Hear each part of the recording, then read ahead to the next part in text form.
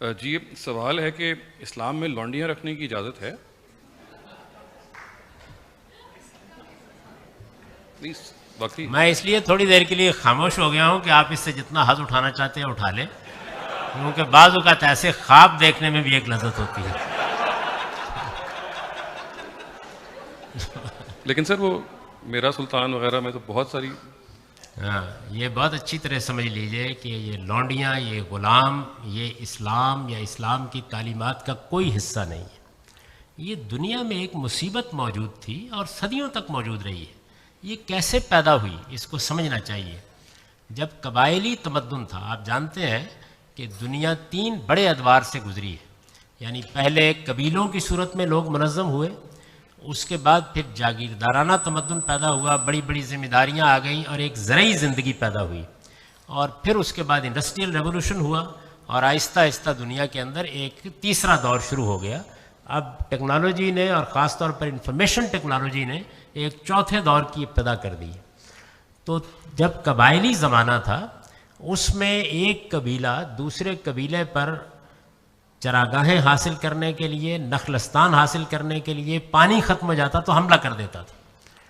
تو جب کوئی کسی دوسرے قبیلے پر حملہ کر دیتا تو حملہ آور کو اگر شکست ہو جاتی تو جنگی جرم میں اس کے تمام مردوں اور عورتوں کو غلام بنا لیا جاتا تھا۔ یعنی غلامی کی ابتدا یہاں سے ہوئی۔ اس کو کسی پیغمبر نے آ کے شروع نہیں کیا، لوگوں نے اپنی لڑائیوں میں جارے کو، جارحیت کرنے والے کو، جس نے اگریشن کیا ہے، اس کو سزا دینے کا یہ طریقہ اختیار کیا کہ اگر تمہارا قبیلہ ہم پر حملہ آور ہوگا تو ہم تمہارے تمام مردوں اور عورتوں کو غلام بنا لیں گے۔ یہاں سے یہ چیز شروع ہوئی۔ جس وقت محمد الرسول اللہ کی بعثت ہوئی ہے، اگر آپ چاہیں گے تو میں آپ کو بتاؤں گا کہ حضرت موسیٰ نے بھی اس کے ساتھ کیا کیا تھا۔ محمد الرسول اللہ صلی اللہ علیہ وسلم کی بعثت ہوئی تو اس وقت عرب کی پوری معیشت غلاموں پر منحصر تھی۔ یعنی جو صورت اس وقت سود کی ہے، آپ یہ دیکھ رہے ہیں نا کہ اس وقت سارا بینکاری کا نظام، سارا انشورنس کا نظام وہ سود کے اوپر کھڑا ہے۔ اگر میں یا آپ کوئی آدمی یہ کہے کہ سود تو بری چیز ہے، یہ ایک ظالمانہ چیز ہے، اس کا خاتمہ ہونا چاہیے، تو لوگ فوراً کہتے ہیں جی کوئی متبادل لائیے، اس کے بعد ہی خاتمہ ہوگا نا، ورنہ تو معیشت ختم ہو جائے گی، دوسرے دن سارا سسٹم کولیپس ہو جائے گا۔ تو جو اس وقت بینکاری کے نظام کا معاملہ ہے، یعنی گلی گلی بینک قائم ہے، تمام ٹرانزیکشنز ان کے ذریعے سے ہو رہی ہیں، تمام فائنانسنگ انہی کے ذریعے سے ہو رہی ہے، بالکل یہی صورتحال محمد الرسول اللہ صلی اللہ علیہ وسلم کے زمانے میں غلامی کی تھی۔ یعنی ہر گھر میں غلام تھے، وہی گھروں کے کام کرتے تھے، وہی کھیتوں میں کام کرتے تھے، وہی قافلے تجارت کے لے کے جاتے تھے، ساری معیشت انہی کے پاس تھی۔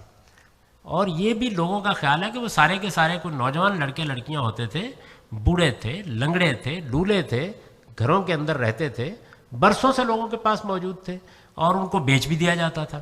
یہ صورتحال تھی جب رسول اللہ کی بعثت ہوئی۔ تو قرآن مجید نے کیا کیا؟ قرآن مجید نے اس کو 2 طرف سے ختم کرنے کا آغاز کیا۔ آپ جانتے ہیں کسی چیز کو ختم کرنے کے 2 ہی طریقے ہیں۔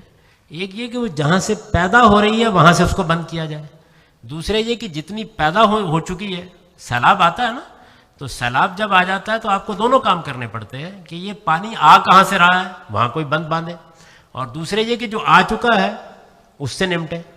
تو ایسا ہی کیا گیا۔ سب سے پہلے جب جنگ بدر کا موقع آیا ہے تو آپ سورہ محمد کو نکال کے دیکھیے، جتنے غلام بنتے تھے جنگ میں بنتے تھے۔ یعنی بننے کا راستہ کیا تھا؟ جنگ ہوگی، قیدی پکڑے جائیں گے، عورتیں مرد غلام بنا لیے جائیں گے، یہی طریقہ تھا۔ تو قرآن مجید نے اعلان کر دیا بدر سے پہلے، پہلی جنگ جب مسلمانوں کو پیش آنے والی تھی تو اللہ تعالیٰ نے یہ بتایا کہ اب یہ جنگ پیش آنے والی ہے۔ اس جنگ میں جب آپ قتل و غارت کر چکے ہیں تو اس کے بعد جو قیدی پکڑ لیں گے ان کے معاملے میں اب غلامی کا کوئی سوال نہیں ہے۔ فَإِمَّا مَنًّا بَعْدُ وَإِمَّا فِدَاءً، اس کے بعد 2 ہی طریقے جائز رہ گئے ہیں۔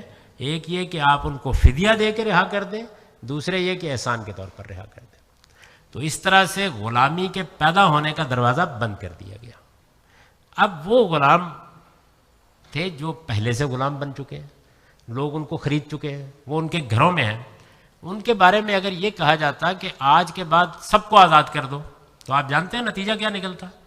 یعنی عورتیں مرد بے گھر ہو جاتے، کسی کے پاس چھت نہ رہتی سر چھپانے کے لیے، کسی کے پاس روٹی نہ رہتی کھانے کے لیے، کیونکہ ان کی ساری زندگی کا انحصار ان کے مالکوں کے اوپر تھا۔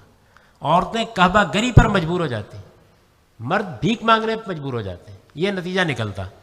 تو کیا طریقہ اختیار کیا گیا؟ وہی جو آپ بینکاری کے بارے میں کہتے ہیں کہ تدریج کا طریقہ اختیار کیا جائے۔ چنانچہ دیکھیے کہاں سے ابتدا کی۔ سب سے پہلے قرآن نے اپیل کی سورہ بلد میں کہ سب سے بڑی نیکی کیا ہے؟ فک و رقبہ، لوگوں غلاموں کو آزاد کرو۔ اور جو فک و رقبہ کے معنی جانتے ہیں؟ گردنیں چھڑاؤ۔ بڑی ہی مؤثر اپیل کی لوگوں کو، گردنیں چھڑاؤ، تاکہ لوگ اس کو نیکی کا ایک بڑا کام سمجھ کے یہ کام کریں۔